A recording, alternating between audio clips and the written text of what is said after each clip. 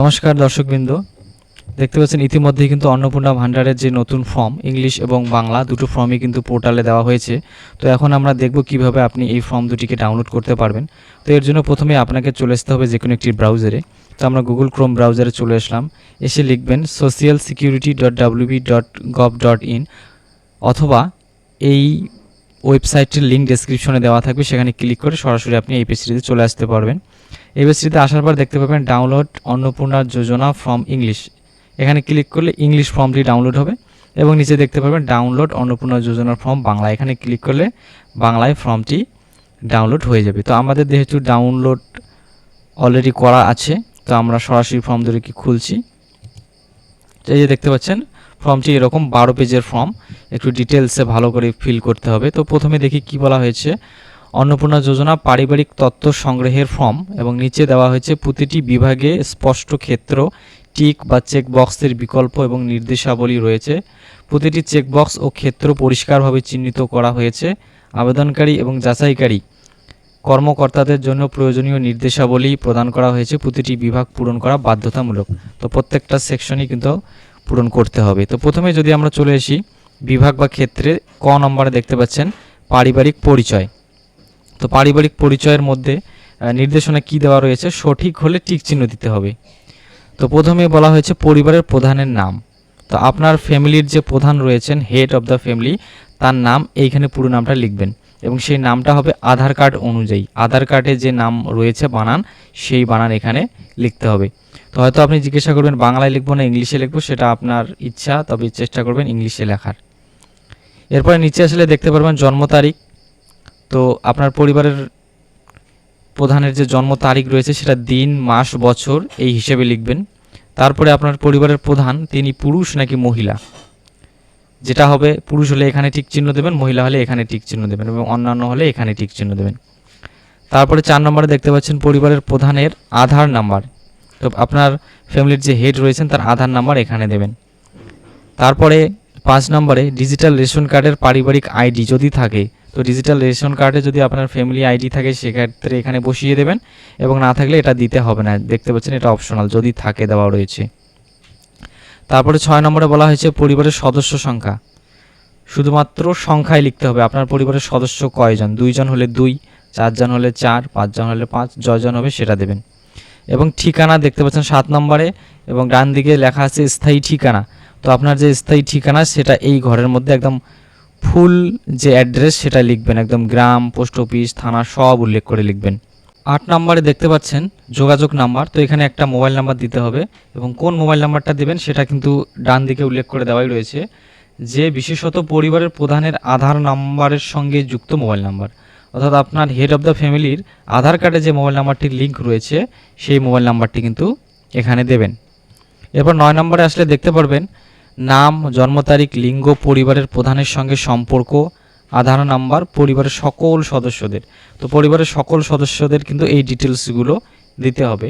এবং নির্দেশনা যদি আমরা দেখি সেক্ষেত্রে দেখতে পারবেন যে 5 বছরের যদি কম বয়স হয় সেক্ষেত্রে আধারের যে নং রয়েছে এখানে না লিখতে পারবেন, এবং আধার কার্ড যদি থাকে তাহলে নাম্বার দিয়ে দেবেন, না থাকলে না লিখে দেবেন। আর অন্নপূর্ণা যোজনার জন্য আবেদন করা হচ্ছে কি, অর্থাৎ যে সদস্য রয়েছে তার জন্য তিনি কি আবেদন করছেন। তো এই সেকশনের মধ্যে তো পরিবারের প্রধান যিনি রয়েছেন তার নাম এখানে দেবেন, হেড অফ দ্য ফ্যামিলি। তারপরে সদস্য সংখ্যা 1। তো আপনার পরিবারের যে সদস্য রয়েছে 1 নম্বর সদস্যের নাম দেবেন এখানে, তার জন্ম তারিখ দেবেন, তিনি মহিলা না পুরুষ এখানে লিঙ্গ লিখে দেবেন। তারপর পরিবারের প্রধানের সঙ্গে তার কি সম্পর্ক সেটা এখানে দেবেন, এবং তার আধার কার্ড নাম্বার এখানে দেবেন। এবং এই 1 নম্বর সদস্য কি অন্নপূর্ণা ভান্ডারের জন্য আবেদন করছে, যদি করে হ্যাঁতে টিক করবেন, আর না করলে ফাঁকা রেখে দেবেন, যেহেতু এখানে না অপশন নেই দেওয়া। সেম একইভাবে 2 নম্বরে সদস্যর নাম দেবেন, জন্ম তারিখ, লিঙ্গ দেবেন, তারপর পরিবারের প্রধানের সঙ্গে কি সম্পর্ক এখানে দেবেন, তার আধার কার্ড নাম্বার দেবেন। তিনি কি এই প্রকল্পে আবেদন করছে, যদি হ্যাঁ হয় সেক্ষেত্রে এখানে টিক দিয়ে দেবেন, এবং যদি না হয় সেক্ষেত্রে ফাঁকা রেখে দেবেন। একইভাবে 3 নম্বর সদস্যের নাম, জন্ম তারিখ, লিঙ্গ, পরিবারের প্রধানের সাথে সম্পর্ক, আধার নাম্বার, হ্যাঁ হলে হ্যাঁতে টিক করবেন, নইলে ফাঁকা। সেম যদি 4 নম্বর সদস্য থাকে সেক্ষেত্রে তার নাম দেবেন, জন্ম তারিখ দেবেন, লিঙ্গ দেবেন, পরিবারের প্রধানের সাথে সম্পর্ক দেবেন এবং আধার কার্ড নাম্বার দেবেন। একইভাবে এই প্রকল্পে যদি আবেদন করে হ্যাঁতে টিক করবেন, নইলে ফাঁকা। সেম যদি 5 নম্বর সদস্য থাকে সেক্ষেত্রে একইভাবে এটা ফিল করবেন। তারপর 10 নম্বর যদি আমরা আসি, দেখতে পারবেন পরিবারের প্রধান এবং পরিবারের সকল প্রাপ্তবয়স্ক সদস্যের ব্যাংক অ্যাকাউন্ট যে রয়েছে সেখানে নগদ অর্থ স্থানান্তরের জন্য, অর্থাৎ আপনাদের যে পরিবারের ফ্যামিলি রয়েছে আর কি, ফ্যামিলির যে সকল মেম্বার বা সদস্য তাদের অ্যাকাউন্টের ডিটেলস দেবেন এখানে। তো কোন অ্যাকাউন্টটা দেবেন, ডান দিকে দেখতে পাচ্ছেন ডিবিটি ক্রেডিটের জন্য আধার লিঙ্ক যুক্ত ব্যাংক অ্যাকাউন্ট প্রদান করুন, অর্থাৎ যে অ্যাকাউন্টের সঙ্গে ডিবিটি লিঙ্ক রয়েছে সেই অ্যাকাউন্টটা এখানে দেবেন। অনেকের 2-3টে অ্যাকাউন্ট থাকে, তো সেটা কিভাবে চেক করবেন সেটা ডেসক্রিপশনে আমরা ভিডিও লিঙ্ক দেবো, সেটা দেখে একবার চেক করে নিতে পারেন।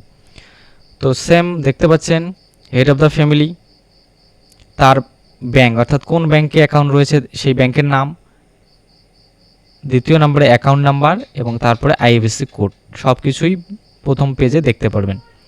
তারপরে সদস্য সংখ্যা 1, ওই যে 1 নম্বরে যে সদস্যের নাম দিয়েছেন উপরে সেই ওই সদস্যের ব্যাংক অ্যাকাউন্ট নাম্বার, এখানে প্রথমে ব্যাংকের নাম, তারপরে অ্যাকাউন্ট নাম্বার, তারপর আইএফএসসি কোড।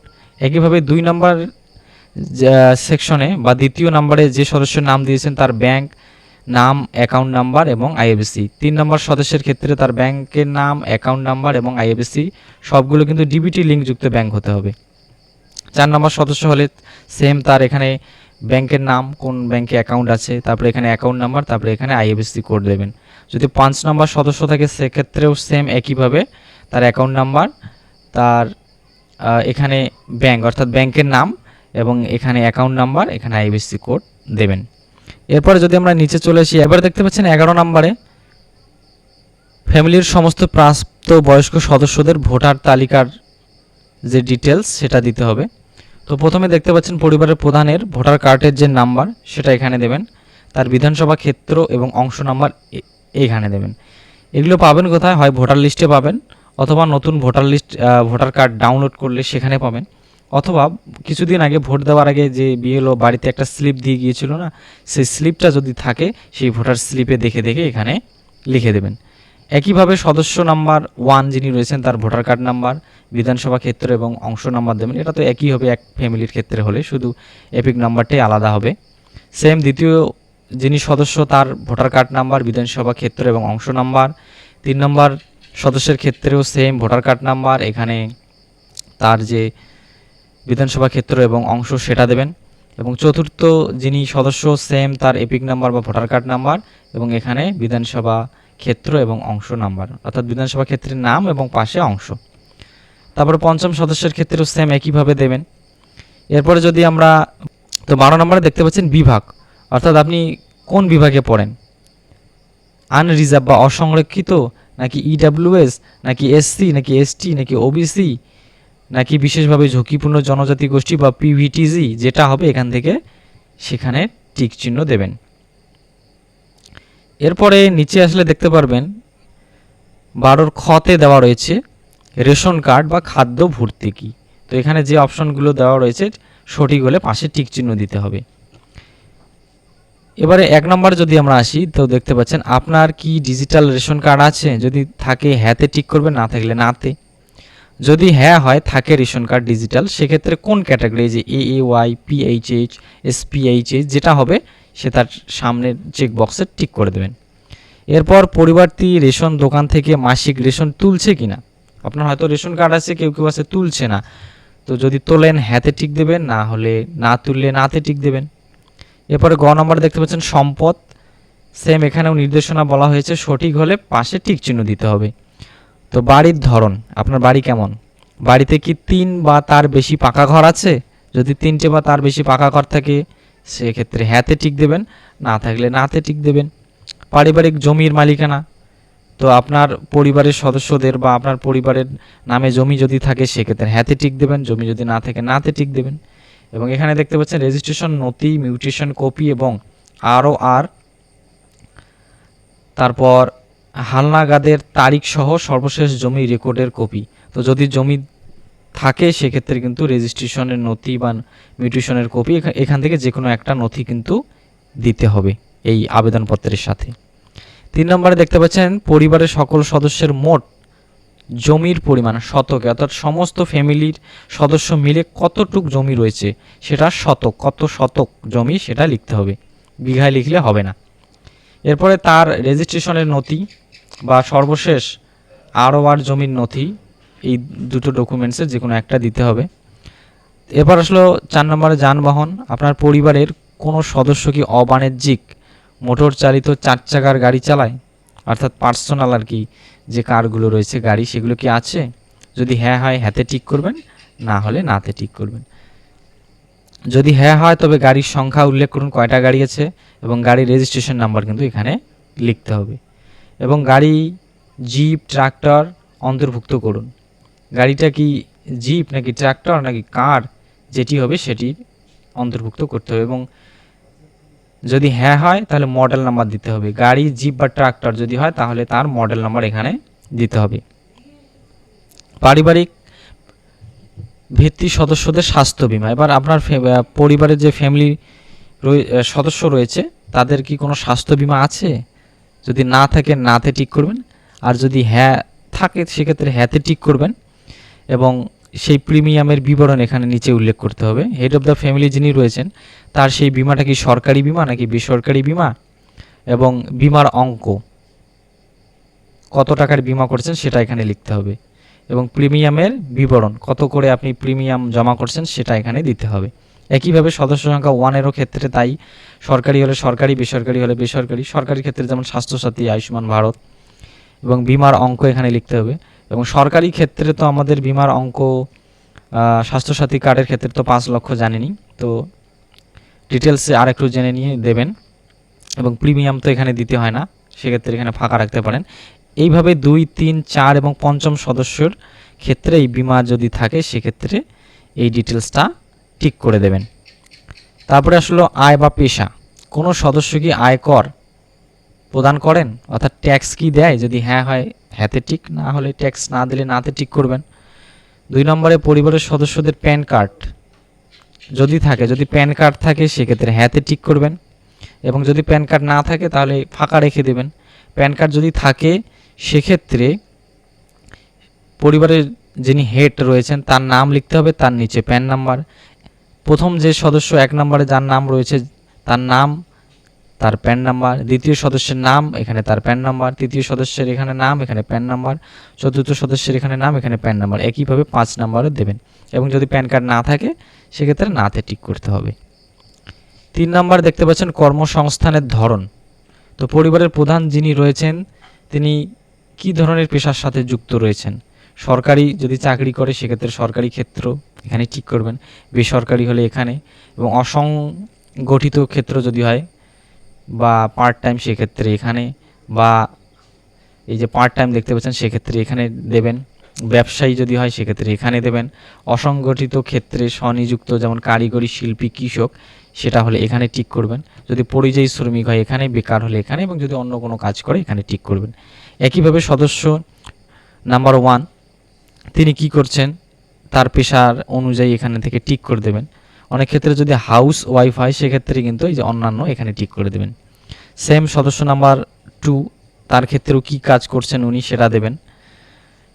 তার একইভাবে 3, 4 এবং 5 সদস্য কি কাজ করছেন তার পাশে ডিটেলস দেখে এই যে চেকবক্স এখানে ঠিক করে দেবেন।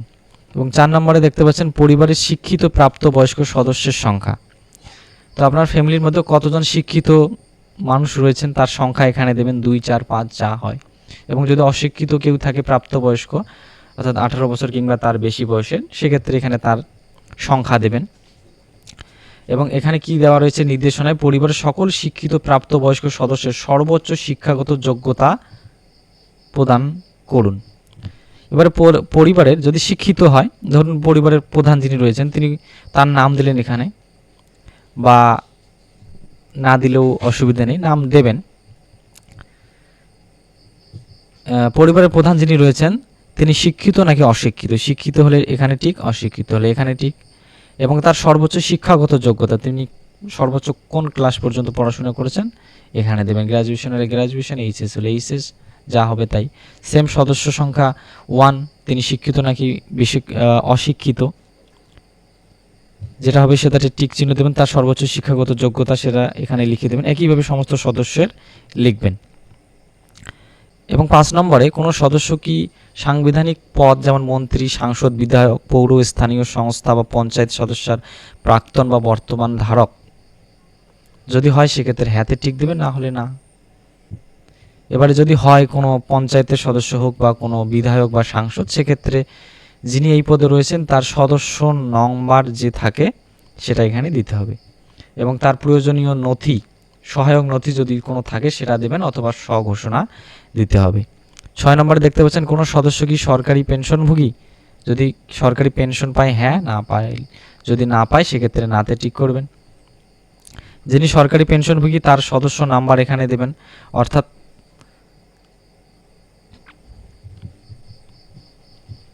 আচ্ছা 5 নম্বরে দেখতে পাচ্ছেন কোনো সদস্য কি মন্ত্রী, বিধায়ক বা সাংসদ এই ধরনের কোনো পদে কি বর্তমান রয়েছেন বা ইতিপূর্বে থেকেছেন, যদি হ্যাঁ হয় হ্যাঁতে টিক করবেন, না হলে নাতে টিক করবেন। যদি হ্যাঁ হয় সেক্ষেত্রে এই পদে রয়েছেন তার সদস্য নাম্বার, অর্থাৎ আপনার পরিবারের ধরুন 2 নম্বর যিনি সদস্য রয়েছেন তিনি কোনো এক সময় ধরুন সাংসদ ছিলেন, তাহলে এখানে 2 নম্বর দেবেন, বা 4 নম্বর সদস্য তাহলে এখানে 4 নম্বর দেবেন। আপনার ফ্যামিলির যত নম্বর সদস্য সেই নাম্বারটা এখানে দেবেন এবং তার যদি কোনো নথি থাকে সেক্ষেত্রে সেটা দেবেন বা স্বঘোষণাপত্র দিতে হবে। 6 নম্বরে কোনো সদস্য কি সরকারি পেনশনভোগী, যদি সরকারি কোনো পেনশন পায় সেক্ষেত্রে হ্যাঁ, আর যদি না পায় সেক্ষেত্রে নাতে টিক করবেন। যদি পায় তাহলে পরিবারের কত নম্বর সদস্য পেনশন পান সেই সদস্য নাম্বারটা এখানে দেবেন। উপরে যে লেখা রয়েছে না সদস্য নম্বর 1, সদস্য নম্বর 2, তো সেই নাম্বারগুলো এখানে দেবেন, কত নম্বরে ওই সদস্যের নাম আপনি লিখেছেন। এবং সাথে পেনশন স্লিপ কিন্তু দিতে হবে যদি পেনশন পান। 7 নম্বরে দেখতে পাচ্ছেন কোনো সদস্য কি জিএসটি অধীনে নিবন্ধিত আছেন, যদি জিএসটি প্রদান করে সেক্ষেত্রে হ্যাঁতে টিক করবে, না হলে না। যদি জিএসটি দিয়ে থাকেন সেক্ষেত্রে এখানে জিএসটি যে নাম্বারটা থাকে 3 নাম্বার সেটা এখানে লিখে দেবেন। পরিবারের মোট বার্ষিক আয় কত সেটা এখানে অঙ্কে লিখবেন, কথায় না। তারপরে অন্যান্য পরিচয় দেখতে পাচ্ছেন সিএএ। আচ্ছা, সিএএ তে যদি আবেদন করে থাকে পরিবারের কোনো সদস্য, ধরুন পরিবারের প্রধান, তিনি যদি আবেদন করে থাকেন তাহলে 2 নম্বরে টিক করবেন, আর যদি আবেদন না করেন তাহলে প্রযোজ্য নয় এখানে টিক করবেন। যদি আবেদন করে থাকেন সেক্ষেত্রে আবেদনের যে নাম্বার রয়েছে অ্যাপ্লিকেশন নাম্বার এখানে লিখবেন এবং যদি সিএএ সার্টিফিকেট ইস্যু করা হয়েছে সেই সার্টিফিকেটের নাম্বারটা এখানে দেবেন। একইভাবে সদস্য 1, 2, 3, 4 এইভাবে পঞ্চম সদস্যের যদি প্রযোজ্য হয় তাহলে দ্বিতীয়তে টিক দেবেন, আর আবেদন না করলে একে টিক দেবেন, প্রযোজ্য নয়। সেম একইভাবে সিএ যে অ্যাপ্লিকেশন নাম্বার সেটা এখানে দেবেন এবং যদি সার্টিফিকেট প্রদান করা হয়ে থাকে সেক্ষেত্রে এখানে সার্টিফিকেট নাম্বার দেবেন। তারপরে দেখতে পাচ্ছেন 2 নম্বরে যে পরিবারের কোনো সদস্যের যেমন কিষাণ ক্রেডিট কার্ড, তারপর স্টুডেন্ট ক্রেডিট কার্ড, মৎস্যজীবী ক্রেডিট কার্ড, এই ক্রেডিট কার্ড যদি থাকে তার বিবরণ দিতে হবে।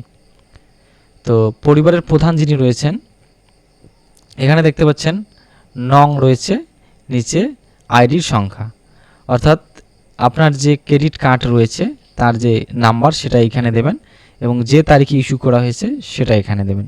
এবং এই যে নংটা এখানে দেওয়া রয়েছে এই নংটা কিন্তু যদি আমরা ইংলিশ ফর্মে যাই সেক্ষেত্রে কিন্তু দেখবেন ইংলিশ ফর্মে এই নাম্বারটা দেওয়া নেই। এই যে দেখতে পাচ্ছেন শুধু কিন্তু নাম্বার অফ আইডি, অর্থাৎ আইডির নাম্বার দিতে হবে এখানে এবং ডেট অফ ইস্যু সেটা এখানে দিতে হবে। তো একইভাবে আপনি এই যে এখানে নংটা অ্যাকচুয়ালি নির্দিষ্টভাবে বোঝা যাচ্ছে না, তো আপনারা যদি 2 বা 3টে ক্রেডিট কার্ড থাকে সেই নাম্বারটা এখানে দেবেন, একটা হলে একটা। এবং ডান দিকে দেখতে পাচ্ছেন প্রদানকারী কর্তৃপক্ষের বিবরণ, তো এই ধরুন স্টুডেন্ট ক্রেডিট কার্ড সেটা আপনি কোথা থেকে নিয়েছেন, বা ধরুন কিষাণ ক্রেডিট কার্ড, তো এই ক্রেডিট কার্ডটা কে ইস্যু করেছে, এগ্রিকালচার যে দপ্তর রয়েছে কৃষি দপ্তর, তো তার বিবরণ এখানে দিতে হবে। একইভাবে সদস্য 1, 2, 3, 4, 5 এইভাবে সেই ডিটেলসটা দেবেন। এবং 3 নম্বরে আবার দেখতে পাচ্ছেন যে যদি এসআইআর 2026-এর নাম বাদ পড়ে তবে মামলাটি ট্রাইব্যুনালে বিচারাধীন কিনা। তো এটা যাদের নাম বাদ পড়েছে তাদের ক্ষেত্রে, যাদের বাদ পড়েনি নাম তারা প্রযোজ্য নয় টিক করবেন। যাদের নাম বাদ পড়েছে যদি ট্রাইব্যুনালে আবেদন করেন সেক্ষেত্রে যে হ্যাঁতে টিক করবেন, আর আবেদন না করলে নাতে টিক করবেন। একইভাবে সদস্য 1, 2, 3, 4, 5 সবার ক্ষেত্রে যদি ট্রাইব্যুনালে আবেদন করে তাহলে হ্যাঁতে টিক, আর যদি না করে নাতে টিক। এবং যদি নাম বাদ না যায় প্রযোজ্য নয়, এখানে টিক দেবেন। এবং লাস্টে দেখতে পাচ্ছেন যদি হ্যাঁ হয় তবে মামলার বিবরণ, মামলার যে বিবরণ রয়েছে কিসের জন্য নাম বাদ পড়েছে সেটা কিন্তু দিতে হবে, বা ওই ট্রাইব্যুনালের যে আবেদনের যে রিসিপ্ট সেটা কিন্তু সাথে দেবেন, বা অ্যাপ্লিকেশন যে নাম্বার সেটা কিন্তু দেবেন। আচ্ছা, এবারে নিচে চলে আসলাম। সামাজিক মর্যাদা এবং নির্ভরশীল ব্যক্তিগণ। দেখতে পাচ্ছেন বিদ্যালয়ে অধ্যয়নরত পরিবারের সকল শিশুর বিবরণ। এবার আপনার পরিবারের যে শিশু রয়েছে তাদের বিবরণ দিতে হবে। এবারে দেখতে পাচ্ছেন সদস্য নাম্বার এবং শিশু সদস্য 1। তো এই যে শিশু রয়েছে সেই শিশুটা কত নাম্বার সদস্যে আপনি তার নাম লিখেছেন সেই নাম্বারটা এখানে দেবেন। এবং শিশু সদস্য 1 নাম্বার শিশু সদস্যে সেই শিশুর নাম দেবেন, কোন শ্রেণীতে পড়ছে দেবেন, বিদ্যালয়ের নাম দেবেন, ধরন দেবেন, অর্থাৎ ধরন সরকারি নাকি বেসরকারি। এই যে সরকারি হলে এখানে টিক চিহ্ন দেবেন উপরে, আর বেসরকারি হলে নিচে। আর এদিকে দেখতে পাচ্ছেন বিদ্যালয়ের ধরন বা অন্যান্য নির্বাচন করলে অনুগ্রহ করে বিস্তারিত উল্লেখ করুন, যেমন ওপেন স্কুলিং, হোম স্কুলিং ইত্যাদি। তো আপনাদের শিশু যে স্কুলে পড়ছে সেটা কোন ধরনের, কেউ কেউ আছে হোম স্কুলিং করে, কেউ আছে ওপেন স্কুলিং করে অর্থাৎ ডিস্টেন্সে, তো যেটা হবে সেটা লিখে দেবেন। এরপর নিচে চলে আসবেন, বিভাগ বা ক্ষেত্র, আবার আসলাম। এরপর আরও অপশন আছে দেখতে পাচ্ছেন, এই যে স্বীকৃত মাদ্রাসা হতে পারে, অন্যান্য মাদ্রাসা হতে পারে, বা অন্যান্য কোথাও পড়াশোনা করতে পারে, সেক্ষেত্রে যেটা হবে তার সামনে টিক দেবেন।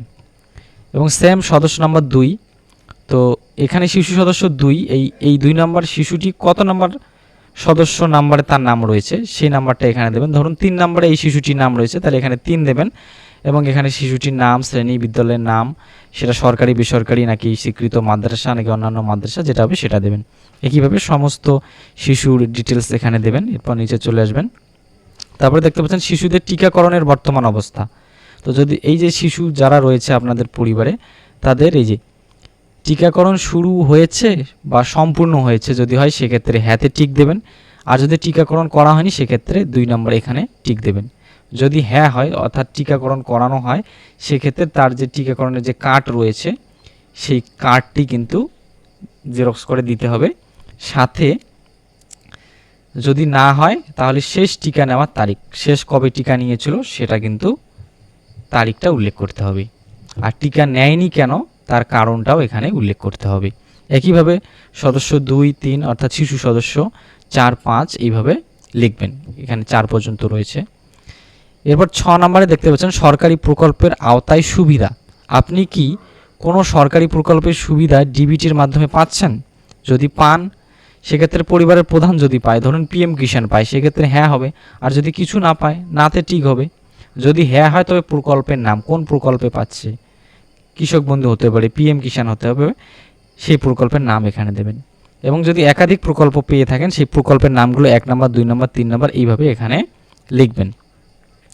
সেম একইভাবে সদস্য সংখ্যা 1, তিনি যদি কোনো সরকারি সাহায্য পেয়ে থাকেন বা প্রকল্পের হ্যাঁতে দেবেন, আর যদি না পায় সেক্ষেত্রে নাতে, এবং কোন প্রকল্পগুলো পাচ্ছেন তার নাম দেবেন। একইভাবে সমস্ত সদস্যের এখানে দেবেন।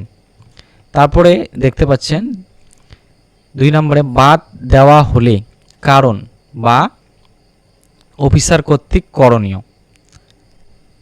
আচ্ছা, যদি